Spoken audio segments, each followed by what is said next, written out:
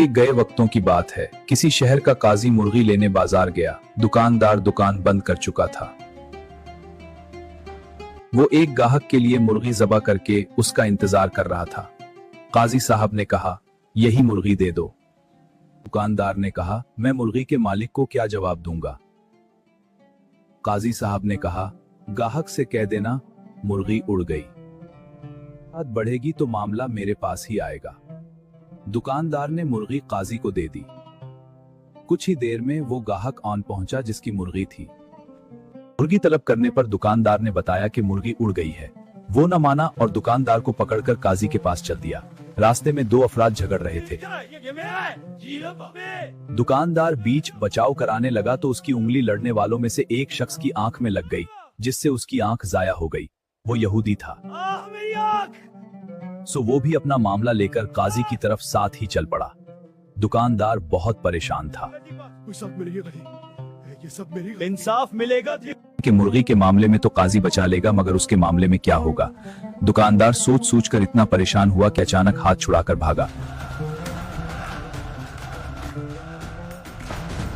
और मस्जिद के मीनार पर चढ़कर नीचे कूद गया। नीचे एक बूढ़ा शख्स खड़ा था। दुकानदार सीधा उस पर गिरा और वो बूढ़ा शख्स वहीं मुड़ गया।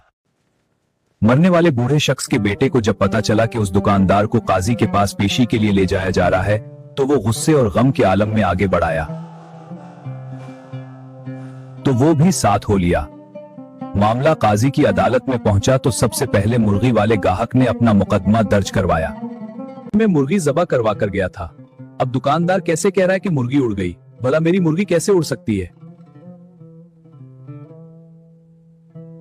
काजी ने मुद्दई को गुस्से से देखा और कहा, क्या मरने के बाद दोबारा जिंदा होने पर तुम्हारा ईमान नहीं है?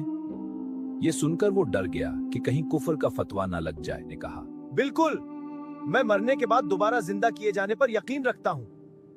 काजी ने जवाब दिया, तो मुर्गी के जिंदा होने पर क्यों यकीन नहीं रखते? बेचारा क्या करता। काजी के सामने फैसला तस्लीम करने के सिवा और कोई चारा भी नहीं था। अब काजी के पास दूसरा मुकदमा था कि दुकानदार ने एक यहूदी को नुकसान पहुंचाया था और वो यहूदी किसास का तलबगार था। ऐ काजी, मैं किसास चाहता हूं। चूंकि यहूदी के लिए किसास आधा मुकर्रर था, इसलिए काजी साहब ने फैसला सुनाया कि दुकानदार ने चूंकि एक आंख के मामले में किसास लाजिम किया है, इसलिए इस मामले का फैसला कानून के मुताबिक तय किया जाएगा। बेहतर है कि दुकानदार यहूदी की दूसरी आंख भी फोड़ दे और यहूदी बदले में निस्फ किसास यानी दुकानदार की एक आंख फोड़ेगा। फैसला सुनते ही यहूदी की सुटी गुम हो गई। उसे महसूस हुआ कि अगर मामला आगे बढ़ा तो नुकसान उसके लिए